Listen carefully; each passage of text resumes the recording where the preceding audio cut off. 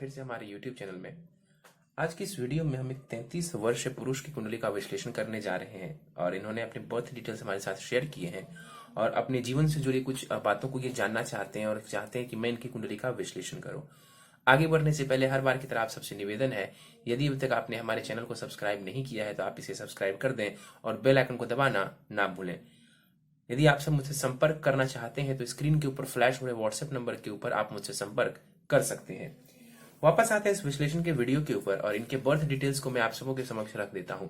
2 जनवरी 1988 को इनका जन्म हुआ है सुबह के 3 बजे और जन्म का स्थान है गुजरात। प्रश्नों की बात की जाए तो करियर को लेकर के इन्होंने प्रश्न पूछा है, 7.5 को लेकर के, अपने विवाह को लेकर के ये जानना चाहते हैं कि विवाह कब होगा और विवाह में क्यों परेशानी आ रही है। साथ ही साथ कहते हैं कि जीवन में बहुत ज्यादा जो है संघर्ष की स्थिति भी देखने को मिल रही है। तो ये कुछ प्रश्न हैं इनके और इनके प्रश्नों का हम जो है जवाब देंगे, लेकिन उससे पहले जो है इनकी लग्न कुंडली को देख लेते हैं जो कि हमारे समक्ष है। इनकी लग्न कुंडली प्रारंभ हो जाती है 7 नंबर से। 7 नंबर यानी कि तुला लग्न की ये कुंडली बनती है। चंद्रमा देव देखें तो वो जाकर के वृषभ राशि में बैठे हुए हैं, यानी जातक की जो कुंडली बनती है ना वो बन जाती है तुला लग्न एवं वृषभ राशि की। तुला लग्न शुक्र के द्वारा अधिपत्य किया जाने वाला लग्न और दूसरा ये भी समझें तो जो राशि है ना वो भी शुक्र के अधीन ही है, तो शुक्र का जो प्रभाव है वो ज्यादा इनके स्वभाव के ऊपर देखने को मिलेगा।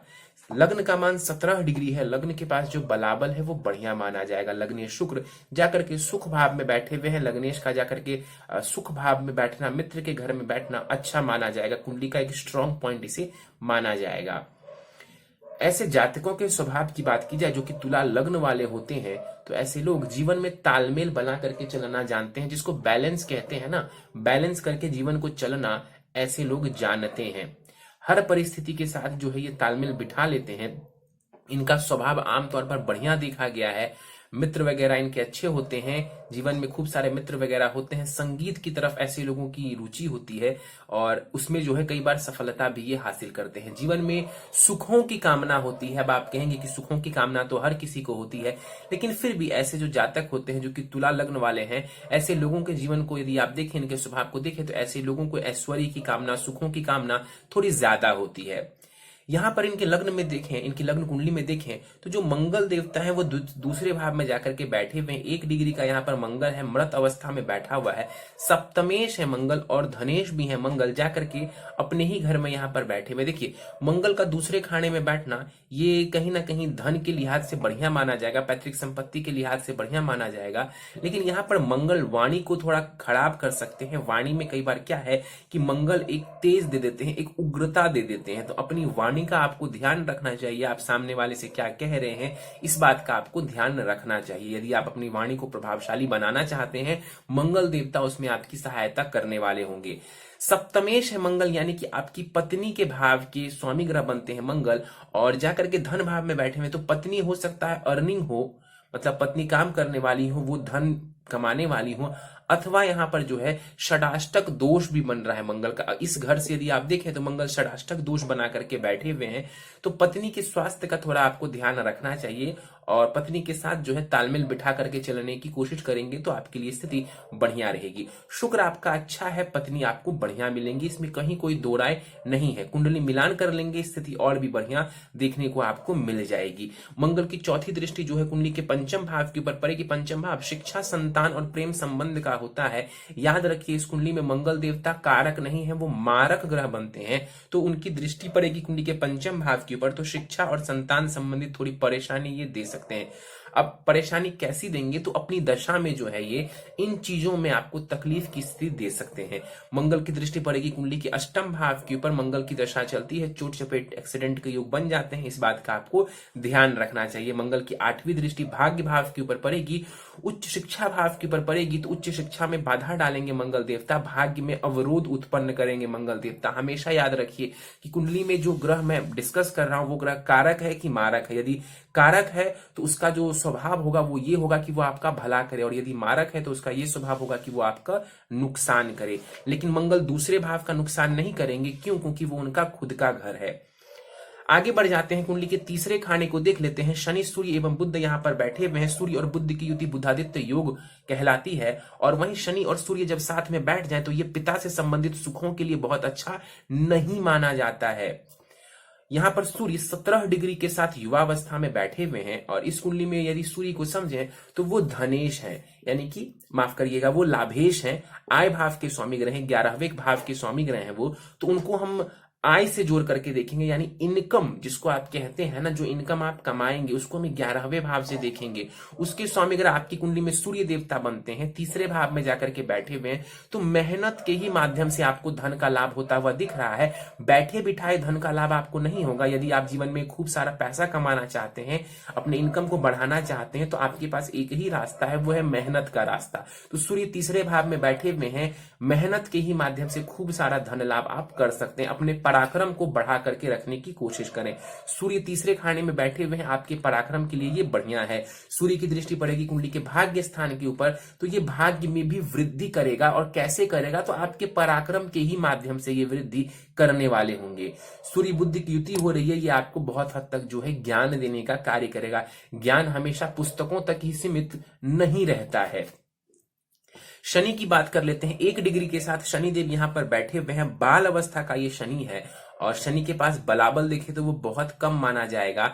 गुरु की राशि में ये बैठे हुए हैं, तात्कालिक मैत्री में है गुरु के साथ, तो रिजल्ट ये बढ़िया देंगे। लेकिन यहाँ पर सूर्य और शनि चूंकि साथ में हो गए हैं, इस वजह से सूर्य पीड़ित होगा और बहुत हद तक शनि भी यहाँ पर अच्छा महसूस नहीं करेंगे। इस कुंडली में यदि हम शनि को समझे तो वो पंचमेश एवं सुखेश है, योग कारक ग्रह बनता है। तुला लग्न वालों के लिए शनि देव जो है वो योग कारक ग्रह बनते हैं। कहां जाकर के बैठा हुआ है योग कारक ग्रह, तो तीसरे भाव में। तीसरा भाव होता है छोटी मोटी यात्राओं का, दौड़ भाग का, आपकी मेहनत का, छोटे भाई अथवा बहन का। तो यहां पर शनि आकर के बैठे हुए हैं, तो आप शिक्षा प्राप्त करना चाहते हैं, मेहनत करने की जरूरत है। जीवन में सुख चाहते हैं, मकान चाहते हैं, खूब मेहनत करना पड़ेगा, खूब सामर्थ्य दिखाना होगा, तब जाकर के ये चीजें आपको हासिल होंगी। देखिए, मेहनत के भाव में जाकर के ग्रहों का बैठना ये बिल्कुल भी खराब नहीं है। खराब उन लोगों के लिए है जो मेहनत करने से डरते हैं या मेहनत करने से कतराते हैं। यदि आप मेहनत करेंगे तो शनिदेव बाध्य हो जाएंगे आपका सपोर्ट करने के लिए। तीसरे खाने में शनि को बढ़िया माना गया है। तीसरे भाव में शनिदेव बैठ करके जातक को इंडिपेंडेंट बनाते हैं, इंडिपेंडेंट बनाते हैं। जातक अपने दम पर चीजों को करने वाला होता है। शनि की दृष्टि पड़ेगी पंचम भाव के ऊपर, तो यहां पर दृष्टि आकर के संतान में विलंब की स्थिति, शिक्षा में विलंब की स्थिति खड़ी करेंगे। लेकिन यदि आप चाह लेंगे तो ये चीजें जो हैं आपको अच्छे से प्राप्त हो जाएंगी। शनि की दृष्टि पड़ेगी कुंडली के नवम भाव के ऊपर, कुंडली के भाग्य भाव के ऊपर, तो भाग्य में शनि अवरोध उत्पन्न करेंगे। कब तक करेंगे, तो 36वें वर्ष तक करेंगे, उसके बाद नहीं करेंगे। उसमें भी 30 के बाद जो है शनि के नेगेटिव प्रभाव कम होने लगते हैं और 36वें साल के बाद जो है शनिदेव भाग्योदय में हेल्प करते हैं, मदद करते हैं। शनि की 10वीं दृष्टि की बात की जाए, 12वें भाव के ऊपर पड़ेगी शनि की दृष्टि। अब देखिए यहाँ पर केतु बैठा हुआ, ऊपर से शनि की दृष्टि पड़ रही है 12वें भाव के ऊपर, तो अकेलापन थोड़ा सा आपको दे सकता है। और इसके अलावा जो है यहाँ पर शनि की जो दृष्टि पड़ेगी, ये धन के खर्चों को थोड़ा कंट्रोल करने वाली होगी, क्योंकि शनि इस कुंडली में मैंने कहा आपको कि योग कारक ग्रह की श्रेणी में आएंगे। आगे बढ़ते हैं, बुध को देख लेते हैं। 22 डिग्री के साथ बुध यहाँ पर बैठे हुए हैं। अस्त का है बुध, तो दृष्टि की बात मैं नहीं करूंगा, लेकिन इस कुंडली में बुध को समझें तो वो भाग्येश है एवं वो द्वादशेश है। तो चूंकि भाग्य भाव का स्वामी ग्रह है बुध, इस वजह से उसकी इंपॉर्टेंस इस कुंडली में बढ़ जाएगी, एक कारक ग्रह माना जाएगा। जाकर के कुंडली के तीसरे खाने में बैठा हुआ है। बैठे बिठाए भाग्य भी आपका सहयोग नहीं करने वाला है। आपकी कुंडली कुछ इस प्रकार की है कि आपके हाथ में जो है ना, आपकी किस्मत खुद ही है। किस्मत में आप भले ही कुछ ना लेकर के आए हो, लेकिन अपनी मेहनत के माध्यम से आप जीवन में बहुत कुछ हासिल कर सकते हैं। तीसरे खाने में बुध देवता बैठे हुए हैं। एक ही बात कहूंगा, मेहनत करिए। जीवन में भाग्य के आश्रय बैठे रहेंगे, समय के आश्रय बैठे रहेंगे तो नुकसान हो जाएगा। आप किस्मत में ये लेकर के आए हैं कि जितनी आप मेहनत करेंगे उतना ही आपको लाभ देखने को मिलेगा। तीसरे भाव में बुध बैठे हुए हैं। ऐसे लोगों के अंदर राइटिंग स्किल्स बढ़िया होती है, कम्युनिकेशन स्किल्स ऐसे लोगों के अंदर बढ़िया होती है, और आप चाहेंगे तो इसमें भी आपको लाभ देखने को मिल जाएगा। शुक्र की बात कर लेते हैं। 19 डिग्री के साथ शुक्र देवता कुंडली के सुख भाव में बैठे हुए हैं, और यहाँ पर कुमार अवस्था का ये शुक्र है, लग्नेश है और अष्टमेश है। लग्नेश है शुक्र, तो कारक ग्रह माने जाएंगे। चौथे खाने में जाकर के बैठे हुए हैं। देखिए यहाँ पर जो शुक्र देवता है ना, सुखों को बढ़ाने वाले होंगे। शुक्र की दशा में निश्चित रूप से आपको गाड़ी, वाहन, मकान, इन सबका सुख देखने को ज्यादा मिलेगा। कुछ हो अथवा ना हो, इतना मान लीजिए कि शुक्र की दशा चलती है तो जीवन में सुख की जो स्थिति है वो बढ़ जाएगी आपके जीवन में। और यहाँ पर शुक्र बढ़िया है तो स्त्री सुख के लिए भी ये बढ़िया माना जाएगा। शुक्र की दृष्टि दसम भाव के ऊपर पड़ रही है, दसम भाव के ऊपर शुक्र की दृष्टि का पड़ना ये करियर में भी आपको सहायता देगा, करियर में भी लाभ आपको ये शुक्र देने वाले होंगे। तो शुक्र की स्थिति आपकी कुंडली में बहुत बढ़िया नजर आ रही है। चौथे खाने में जो शुक्र देवता है ये दिग्बली भी हो जाते हैं। दिग्बली का मतलब होता है इनको दिशा बल प्राप्त हो जाता है। चौथे खाने में चंद्रमा एवं शुक्र को दिशा बल प्राप्त होता है, तो यहाँ पर शुक्र आपके ज्यादा पावरफुल माने जाएंगे। कुंडली के छठे भाव को समझे तो गुरु एवं राहु छठे भाव में बैठे हुए हैं। छठा भाव रोग ऋण शत्रु का होता है, मुकदमा का भी होता है। और यहाँ पर गुरु राहु की युति हो रही है। गुरु राहु की युति को हम आमतौर पर चांडाल दोष का नाम देते हैं, लेकिन यहाँ पर ध्यान से देखिए तो गुरु अपने घर में स्वग्रही होकर के बैठा हुआ है और राहु 2 डिग्री का है केवल। गुरु 26 डिग्री के हैं, राहु 2 डिग्री का है। इन दोनों के बीच में 24 डिग्री का फासला है। इस वजह से चांडाल दोष तो बनेगा जरूर, लेकिन इसका जो प्रभाव है ना वो बहुत ज्यादा आपको देखने को नहीं मिलेगा। मतलब इसके जो अशुभ प्रभाव है वो बहुत ज्यादा आपको देखने को नहीं मिलेंगे। गुरु की बात कर लेते हैं। यहाँ पर गुरु 26 डिग्री के साथ बैठा हुआ है, बाल अवस्था में ये गुरु है। और इस कुंडली में गुरु को समझे तो वो तृतीय एवं षष्ठेष्ठ है, मारक ग्रह है। इस कुंडली में गुरु कौन है तो गुरु मार्केश है। इस कुंडली में मारक ग्रह बनते हैं। और यहाँ पर जो गुरु बैठे हुए हैं तो पेट संबंधित रोग ये गुरु दे सकते हैं। कौन सा रोग तो पेट संबंधित, डाइजेशन से संबंधित परेशानी दे सकते हैं। तो आपको अपने खान पान का ध्यान रखने की आवश्यकता है। यहाँ पर गुरु बैठे हुए हैं, कुंडली के दसम भाव के ऊपर इनकी दृष्टि पड़ेगी। करियर में थोड़ी ये सफलता दिलवाने वाले होंगे, लेकिन अब ध्यान से समझिए तो राहु का भी इन्फ्लुएंस इस गुरु के ऊपर पड़ रहा है। ठीक है, कम इन्फ्लुएंस पड़ेगा, कम असर पड़ेगा, डिग्री वाइज कम है, राहु दूर है, लेकिन असर तो पड़ेगा। अब देखिए जो छठा खाना होता है ये जॉब का होता है, दसम भाव आपके करियर का होता है। ओवरऑल करियर हम दसम भाव से देखते हैं, छठे भाव से जॉब देखते हैं। जॉब में परेशानी देने का कार्य करेगा ये राहु, क्योंकि वो छठे भाव में बैठा हुआ है। गुरु जॉब दिलवाएगा, सर्विस दिलवाएगा, राहु वहां पर परेशानी उत्पन्न करेंगे। गुरु जो है यहाँ पर आपको स्वास्थ्य संबंधित परेशानियों से बचाना चाहेगा, राहु परेशानियों को बढ़ाने वाले होंगे। और निश्चित रूप से जो है राहु और गुरु जब साथ में बैठते हैं ना तो राहु पीड़ित नहीं होता है, गुरु पीड़ित हो जाता है। राहु को कुछ नहीं होता है, राहु बैठते हैं गुरु के साथ तो राहु नहीं सुधरते हैं, बल्कि गुरु की स्थिति गड़बड़ हो जाती है कुंडली में। तो ये सर्विस वगैरह में, जॉब वगैरह में परेशानी की स्थिति खड़ी कर सकते हैं। और दूसरा, आपको अपने हेल्थ का भी ध्यान रखने की आवश्यकता है। गुरु की दृष्टि दसम भाव के ऊपर पड़ेगी तो यहाँ पर करियर में जो है थोड़ी परेशानी देखने को मिल सकती है, क्योंकि राहु की भी दृष्टि दसम भाव के ऊपर पड़ेगी। 12वें खाने के ऊपर इनकी दृष्टि का पड़ना, गुरु एवं राहु की दृष्टि का पड़ना धन का ये व्यय करवा सकता है, इसलिए अपने धन को संभाल करके रखेंगे। दूसरे भाव के ऊपर राहु गुरु की दृष्टि पड़ रही है तो धन का जो मैनेजमेंट है वो आपको बहुत सोच समझ के करना चाहिए और वाणी का भी आपको ध्यान रखना चाहिए। राहु आपके छठे भाव में बैठे हुए हैं, इस वजह से जीवन में गुप्त शत्रु भी रह सकते हैं, लेकिन ज्यादातर मामलों में गुरु चूंकि यहाँ पर स्वग्रही बैठे हुए हैं ये आपको बचा लेंगे। यानी कि ज्यादातर मामलों में गुरु के आशीर्वाद की वजह से आपको सफलता देखने को मिल जाएगी, शत्रुओं के ऊपर विजय देखने को मिल जाएगा। फिर भी थोड़ा संभल करके रहेंगे तो बढ़िया है। चंद्रमा यहाँ पर 22 डिग्री के साथ बैठे हुए हैं, कुमार अवस्था का ये चंद्रमा है यहाँ पर। और ये चंद्रमा जो है अष्टम भाव में बैठे हुए हैं। अष्टम भाव में चंद्रमा का बैठना कोई खराब नहीं माना जाएगा, लेकिन चंद्रमा इस कुंडली में कौन है तो वो आपके आजीविका भाव यानी करियर भाव के स्वामी ग्रह बनते हैं, जाकर के अष्टम भाव में बैठे हुए उच्च की राशि में जरूर है। हालांकि यहाँ पर ये मूल त्रिकोण के कहलाएंगे, उच्च के नहीं कहलाएंगे, लेकिन फिर भी मान लेते हैं कि ये जो चंद्रमा है ये अपनी उच्च की राशि में बैठा हुआ है, कर्मेश होकर के ये अष्टम भाव में बैठा हुआ है। इस वजह से जो है करियर में उतार चढ़ाव देखने को मिलेगा। आपको जो जॉब हो या फिर जो भी आप काम करेंगे वो काम की जो स्थिति है ना वो एक समान नहीं रहेगी, स्टेबिलिटी उस काम में नहीं रहेगा, स्टेबिलिटी लैक करेंगे उस काम में। मतलब कोई भी काम जो है नियमित रूप से आपका नहीं चल पाएगा, उसमें ब्रेक लगता रहेगा। चंद्रमा यहाँ पर बैठे हुए हैं, केमद्रम दोष में है ये चंद्रमा, चंद्रमा के साथ कोई नहीं है, आगे पीछे भी कोई नहीं है। इस वजह से मन थोड़ा अशांत रह सकता है, मन में कई प्रकार के विचार आपको आते रहेंगे, कई प्रकार के नकारात्मक विचार आपको परेशान कर सकते हैं। चंद्रमा अष्टम भाव में बैठा हुआ उच्च की राशि में, अध्यात्म के प्रति भी ये आपको रुचि देने वाला होगा। मंगल की दृष्टि चंद्रमा के ऊपर पड़ रही है, चंद्रमा की दृष्टि मंगल के ऊपर पड़ रही है। यहाँ पर चंद्र मंगल लक्ष्मी योग का निर्माण हो रहा है, ये धन लाभ के लिए कुछ हद तक बढ़िया माना जाएगा। केतु को देख लेते हैं। कुंडली के 12वें खाने में केतु देवता बैठे हुए हैं, 2 डिग्री के साथ यहाँ पर केतु बैठा हुआ है। बल बहुत कम है केतु के पास, मृत अवस्था के ये केतु बैठे हुए हैं। अध्यात्म की तरफ ये केतु लेकर के जाएंगे, एकांत प्रिय आपको ये केतु बना सकते हैं। और इसके अलावा जो है अपने हेल्थ का थोड़ा ध्यान रखिए और मन में नकारात्मक विचारों को कम कीजिए, क्योंकि जब भी 12वें खाने में राहु का प्रभाव होता है, देखिए केतु यहाँ पर बैठे हुए हैं तो राहु की दृष्टि भी पड़ रही है यहाँ पर, तो मन में कई प्रकार नकारात्मक विचार भी आपको आएंगे, उससे बचने की आवश्यकता है। अध्यात्म वगैरह के क्षेत्र में जाना चाहेंगे, रुचि लेंगे, आपको वो लाभ देने वाला होगा।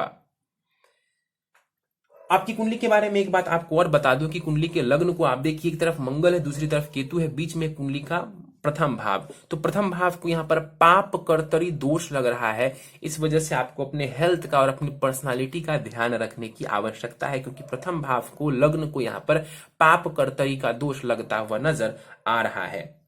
दशाओं की हम बात कर लें तो गुरु की महादशा आपको फिलहाल चल रही है। गुरु की महादशा जो है आपको 9 अगस्त 2029 तक रहने वाली है। गुरु की महादशा में केतु की अंतर्दशा भी आपको चल रही है। तो देखिए गुरु में केतु चल रहा है, ये समय आपका बढ़िया नहीं है। 22 जून 2021 तक का जो समय है ना, वो बहुत बढ़िया नहीं कहा जाएगा आपके जीवन में। उसके बाद जो है कुछ अच्छी स्थितियां आपको जीवन में देखने को मिलेंगी। 22 जून 2021 के बाद शुक्र की अंतर्दशा आपको आएगी और यहाँ पर गुरु और शुक्र की स्थिति कुंडली में ठीक नजर आ रही है। जॉब वगैरह में, विवाह की बात की है आपने, उन सब में आपको लाभ और सहयोग देखने को मिल जाएगा। आपके प्रश्नों को ले लेते हैं सीधा। आपने पूछा है 2027 में शनि की 7.5 आएगी और 2030 में शनि की महादशा भी आएगी, तो ये समय काफी संघर्ष वाला रहेगा या फिर कैसा रहेगा? देखिए निश्चित रूप से जो है शनि की महादशा और शनि की 7.5 आएगी तो उस समय संघर्ष आपको देखने को मिलेगा जीवन में, लेकिन इसका ये कतई मतलब नहीं है कि आपको परेशानी बहुत ज्यादा होने वाली है। आपका जो शनि है ना, वो बढ़िया स्थिति में बैठा हुआ है। शनि योग कारक भी है, मैंने आपको बताया, तो कोई घबराने वाली बात नहीं है। 7.5 में इतना जरूर होगा कि आपका जो मन है ना, वो परेशान रहेगा। कारण जो कुछ भी हो, मेरी बात को याद रखिएगा, कुछ परेशानी हो अथवा ना हो, कारण कुछ भी हो, परेशानी कहाँ आएगी तो मानसिक पीड़ा आपको ज्यादा देखने को मिलेगी। खास करके जो शनि का दूसरा चरण होगा, शनि की 7.5 का जो दूसरा चरण होगा, जब शनिदेव चंद्रमा के ऊपर से गोचर कर रहे होंगे, वो जो समय होगा ना, वो आपको मेंटल टेंशन बहुत ज्यादा देगा। वो जॉब के कारण हो सकता है, वो किसी भी कारण से हो सकता है, लेकिन मेंटल टेंशन वो आपको ज्यादा देगा।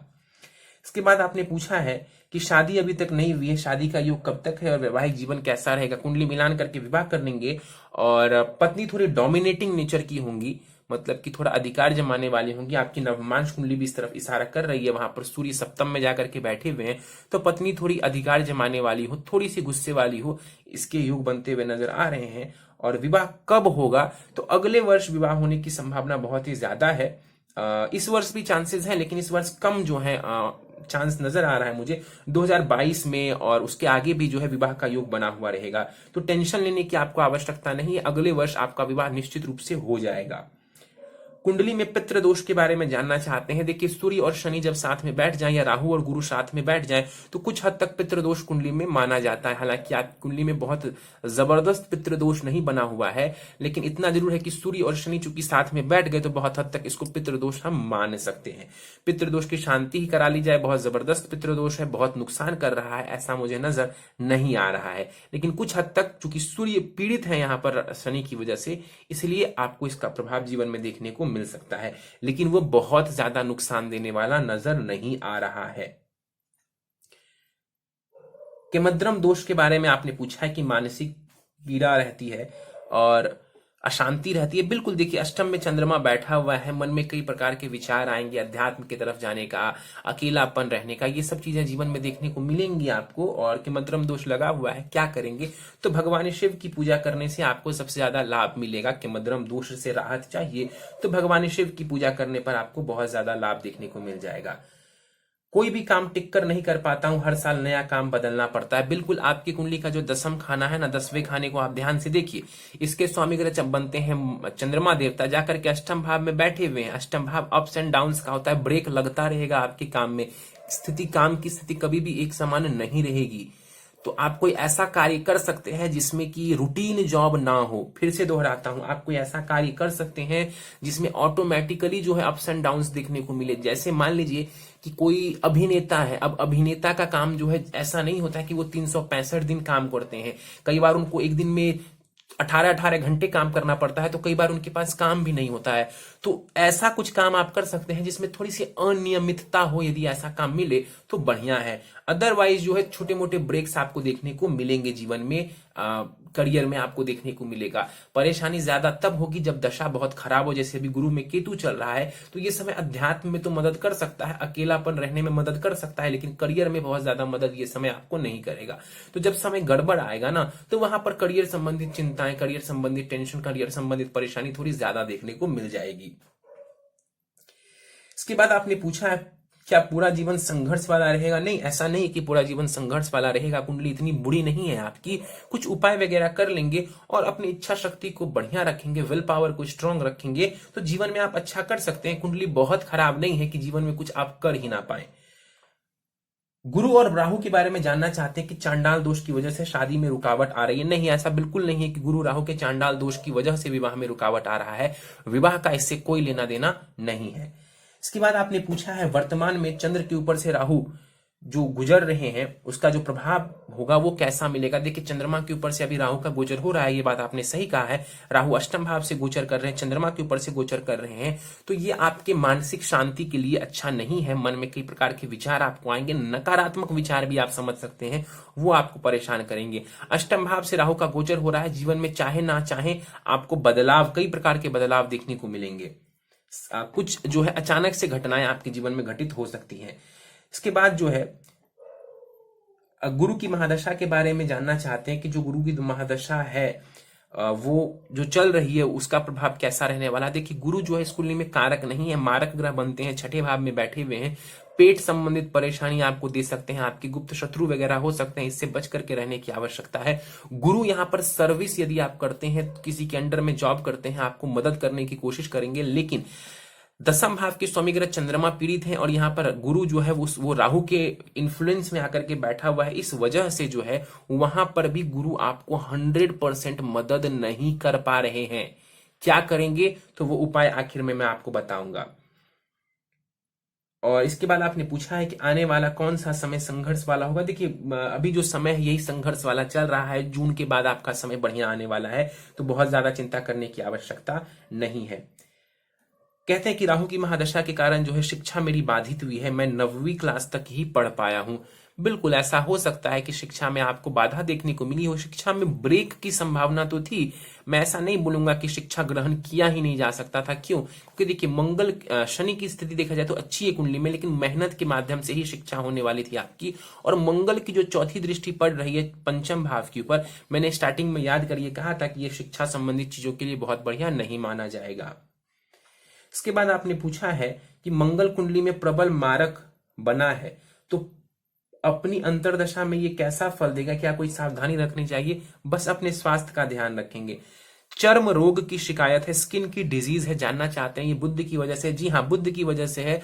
बुध और शनि एक भाव में बैठे हुए, एक साथ बैठे हुए हैं, इस वजह से जो है मुझे ऐसा लग रहा है कि ये शिकायत आपको देखने को मिल रही। इतना ही नहीं, यदि आप अपनी नवमांश कुंडली को निकाल करके देखेंगे तो शनि एवं जो बुध है वो आमने सामने बैठे हुए हैं। इसका मतलब है कि शनि बुध का जो कॉम्बिनेशन है ना, वो आपके लग्न कुंडली के साथ साथ नवमांश कुंडली में भी देखने को मिल रहा है। इस वजह से चर्म रोग की शिकायत आपको लगी हुई है। और दूसरा ये भी है कि अभी आपका जो राहु है ना, वो छठे भाव में बैठा हुआ है, गुरु के साथ बैठा हुआ है, तो ये भी उसमें एक कंट्रीब्यूटिंग फैक्टर माना जा सकता है। लेकिन मेजर कारण जो है वो शनि एवं बुध है। इसके बाद आपने पूछा है कि केतु कैसा फल देगा, जो कि 12वें भाव में बैठा हुआ एक एकाकीपन देता है। केतु 12वें खाने में जब बैठता है तो देखिए ये अध्यात्म की तरफ, मोक्ष की तरफ लेकर के जाता है, लेकिन इसका ये कतई मतलब नहीं है कि हर आदमी को मोक्ष मिल जाएगा। हर आदमी को मोक्ष मिल जाएगा ऐसा नहीं है, लेकिन हाँ, आपकी कुंडली में केतु बैठे हुए हैं 12वें खाने में, गुरु की दृष्टि भी पड़ रही है। यदि आप कोशिश करेंगे तो अध्यात्म के क्षेत्र में भी आपको अच्छी सफलता देखने को मिल सकती है।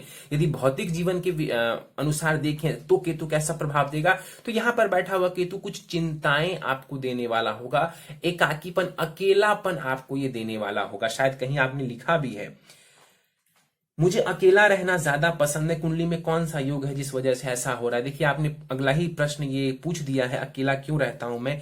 केतु जो 12वें खाने में बैठे हुए हैं, चंद्रमा अष्टम भाव में उच्च का होकर के बैठा हुआ है, यही सब जो कारण है वो आपको एकाकी प्रिय बनाता है, एकाकीपन में जीवन आप व्यतीत कर रहे हैं। इसके बाद आपने पूछा है लाइफ में फाइनेंस, धन की कंडीशन कैसी रहने वाली है। देखिए, धन की स्थिति इस कुंडली में कोई बहुत बुरी नहीं है। मैं ऐसा नहीं है कि आपको झूठ बोल रहा हूं या आपको खुश करने की कोशिश कर रहा हूं।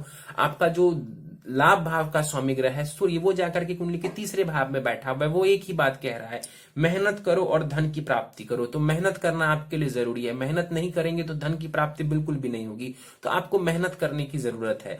और दूसरा जो है, मंगल यहाँ पर धन भाव में स्वग्रही बैठे हुए हैं, ये धन के लिए बढ़िया माना जाएगा। लेकिन यदि आप इनकम के ही माध्यम से धन कमाना चाहते हैं, अपने बलबूते धन कमाना चाहते हैं, तो सूर्य को बढ़िया करिए। सूर्य की जितनी पूजा उपासना करेंगे, यकीन मानिए आपको धन संबंधित लाभ उतना ही ज्यादा देखने को मिलेगा। इसके बाद आप कहते हैं कि 8वें भाव में चंद्र बैठा हुआ है, तो मेरी आयु कितनी रहेगी। देखिए, एग्जैक्ट आयु की गणना करना थोड़ा मुश्किल काम है, वो इतनी आसानी से नहीं कर सकते हैं, लेकिन हाँ, हम एक जो है नॉर्मल तरीके से बता सकते हैं, अंदाजा लगा सकते हैं आपकी कुंडली को देख करके। तो देखिए, कुंडली के प्रथम भाव से, अष्टम भाव से और तीसरे भाव से जो है आयु की गणना की जाती है। किस किस भाव से? लग्न से, लग्नेश से, अष्टम से, अष्टमेश से, और जो है तीसरे भाव से और तीसरे भाव के स्वामी ग्रह से। इन तीनों की स्थिति देख करके आपको कह सकता हूं कि आयु संबंधित आपको कोई परेशानी नहीं है, इससे डरने की जरूरत आपको नहीं है। चंद्रमा जब त्रिक भाव में बैठते हैं तो ये आयु के लिए बढ़िया नहीं माना जाता है, लेकिन ये आधा ही सूत्र है, ये आधा सूत्र है जो कि आपने लिखा है। पूरा सूत्र ये कहता है कि यदि चंद्रमा त्रिक भाव में बैठ जाए, यानी 6, 8, 12 में बैठ जाए, किसी पापी ग्रह के साथ बैठ जाए, मान लीजिए राहु शनि के साथ बैठ जाए, तब ये जातक के आयु के ऊपर असर डालता है। ये पूरा जो है ये श्लोक है, ये पूरी जो बात है आपने आधी बात ही लिखी है, तो आयु को लेकर के चिंता करने की आवश्यकता नहीं है। कौन सा काम मेरे लिए ठीक रहेगा? शुक्र से जुड़ा हुआ कोई भी कारोबार है, शुक्र से जुड़े हुए काम में जितना जुड़ जाएंगे आपको लाभ मिलेगा।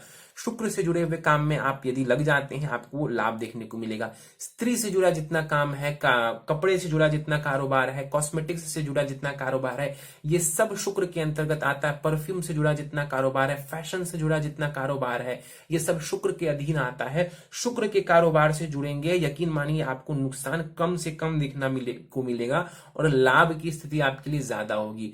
तो शुक्र से ही जुड़े हुए कारोबार को आपको करना चाहिए, या फिर उसी सर्विस भी कर रहे हैं, मान लीजिए आप सर्विस कर रहे हैं, तो इन्हीं क्षेत्रों में जाकर के सर्विस करें। जहां पर ये सारे काम हो रहे हैं वहीं पर जाकर के नौकरी ढूंढेंगे तो आपके लिए बढ़िया रहेगा। मैंने हर प्रकार से आपके नवमांश को देखा, दशमांश को देखा, सब यही बात बता रहे हैं कि शुक्र को जो है, यदि आप शुक्र से जुड़ा कारोबार करते हैं, शुक्र से जो है उसके अंतर्गत काम करते हैं, आपको सहयोग मिलेगा। इसके बाद आपने पूछा है बुध कुंडली में पीड़ित है या फिर अस्त है। देखिए, कुंडली में बुध पीड़ित नहीं है, ये अस्त माने जाएंगे। बुध आपके खराब नहीं है, लेकिन जो है वो अस्त हो गए, तो उसका क्या है, अस्त होने की वजह से थोड़ा सा प्रभाव उसका कमजोर पड़ता है। मैंने बार बार कहा है कि बुध अस्त के हो गए तब भी वो बहुत हद तक प्रभावशाली होते हैं, बाकी ग्रहों का प्रभाव बहुत कम हो जाता है, लेकिन बुध का प्रभाव अस्त होने के बावजूद ठीक ठाक बना रहता है, बहुत कमजोर नहीं होता। तो इतना ज्यादा टेंशन लेने की आपको आवश्यकता नहीं है बुध की वजह से। और शनि और बुध चूंकि साथ में बैठे हुए हैं, नवमांश में भी एक दूसरे के ऊपर प्रभाव डाल रहे हैं, तो स्किन डिजीज जो है वो उसी वजह से हुई है। चलिए, आपकी कुंडली के बारे में और कुछ पॉइंट्स मैं आपको समझा देता हूं। मंगल का बल आपकी कुंडली में सबसे ज्यादा है, सूर्य का बल आपकी कुंडली में सबसे कम है। सूर्य को बेहतर करेंगे तो धन का लाभ देखने को मिलेगा। गुरु और सूर्य षडबल में सबसे ज्यादा कमजोर नजर आ रहे हैं। उपाय पर जाने से पहले नवमांश कुंडली को एक बार मैं आपको बता देता हूं।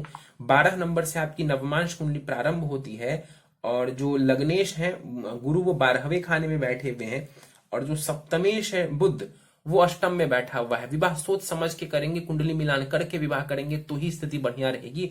सूर्य सप्तम भाव में बैठा हुआ है, पत्नी के साथ विवाद देखने को मिल सकता है। हो सकता है कि आपका स्वभाव और आपकी पत्नी का स्वभाव आपस में मैच ना खाए, ईगो की प्रॉब्लम हो, यानी कि झगड़े की प्रॉब्लम हो। तो क्या करेंगे, कुंडली मिलान करा करके विवाह करेंगे, एक दूसरे के स्वभाव को जान जाएंगे, उसके बाद विवाह करेंगे, स्थिति बढ़िया रहेगी। इसके अलावा जो है बाकी ग्रहों की स्थिति ठीक है। चंद्रमा राहु के साथ बैठे हुए हैं, मंगल के साथ बैठे हुए हैं, तो मंगल चंद्रमा राहु ये एक साथ बैठे हुए हैं, इस वजह से जो है मन अशांत आपका रहने वाला होगा। कुछ उपाय मैं आपको दे देता हूं, इन उपायों को आप करेंगे तो मुझे पूरी उम्मीद है कि आपको लाभ देखने को मिल जाएगा। चलिए आप उपाय नोट डाउन कर लीजिए। प्रथम उपाय है आपके लिए, हर गुरुवार विष्णु सहस्त्र नाम का आप पाठ करेंगे। विष्णु सहस्त्र नाम का आपको पाठ करना, आप इसको सीख लीजिए, यूट्यूब वगैरह के ऊपर अवेलेबल है, आप इसको सीख लीजिए और पढ़ करके ही आपको इसका पाठ करना है। तो इसकी जो प्रोनाउंसिएशन है, कैसे इसको पढ़ना है, आप इसको यूट्यूब के ऊपर सीख सकते हैं। तो हर गुरुवार विष्णु सहस्त्र नाम का आपको पाठ करना है, नित्य भी कर सकते हैं, लेकिन गुरुवार को तो जरूर ही आपको करना है। गुरुवार के दिन मंदिर जाएंगे, यदि संभव है, यदि आपके लिए संभव है, स्वास्थ्य आपका सहयोग करे तो बृहस्पतिवार का व्रत कर लीजिए। बृहस्पतिवार का यदि आप व्रत करते हैं, यकीन मानिए बहुत लाभ मिलेगा। इसकी दशा भी चल रही है, विवाह में आने वाली जितनी भी परेशानियां हैं वो ऑटोमेटिकली दूर हो जाएगी, शीघ्र से शीघ्र आपका जो विवाह है वो हो जाएगा। तो बृहस्पतिवार का आप व्रत कर सकते हैं। व्रत का मतलब व्रत, उसमें कोई कमी नहीं होनी चाहिए, बिल्कुल व्रत के हिसाब से ही आपको व्रत करना चाहिए। नित्य जो है आपको ओम ब्रीम बृहस्पति नमः इस मंत्र का एक माला जाप करना है। ओम लक्ष्मी नारायणाय नमः इस मंत्र का भी आपको नित्य एक माला जाप करना चाहिए। हर सोमवार शिवलिंग के ऊपर जल दूध से अभिषेक करेंगे और वहीं पर बैठ करके जो है शिव चालीसा का पाठ करेंगे। नित्य भगवान सूर्य को अर्घ देंगे, वहीं पर खड़े होकर के 27 बार गायत्री मंत्र का जाप करेंगे। और नित्य समय मिले तो सुबह अथवा शाम जब भी समय मिले हनुमान चालीसा पढ़ सकते हैं। तो ये कुछ उपाय मैंने आपको दिए हैं, किसी भी रत्न की सलाह मैंने आपको नहीं दी है। फिलहाल रत्न वगैरह धारण करने की आपको कोई आवश्यकता नहीं है।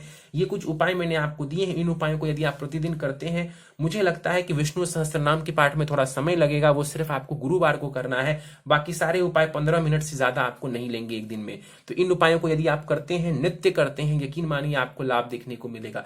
बृहस्पति को बढ़िया बनाइए, अभी बृहस्पति को बढ़िया बनाएंगे तो जीवन में काफी आपको तरक्की देखने को मिलेगी। विवाह संबंधित जो अड़चने आ रही हैं आपकी, वो सारी अड़चने दूर हो जाएंगी। चलिए तो दोस्तों, ये था इस 33 वर्ष पुरुष की कुंडली का विश्लेषण। मुझे उम्मीद है कि आपको हमारा ये कुंडली विश्लेषण का कार्यक्रम पसंद आया होगा। यदि वीडियो पसंद आया आप इसे लाइक करें, शेयर करें। अभी तक आपने हमारा चैनल सब्सक्राइब नहीं किया, आप इसे सब्सक्राइब कर दें।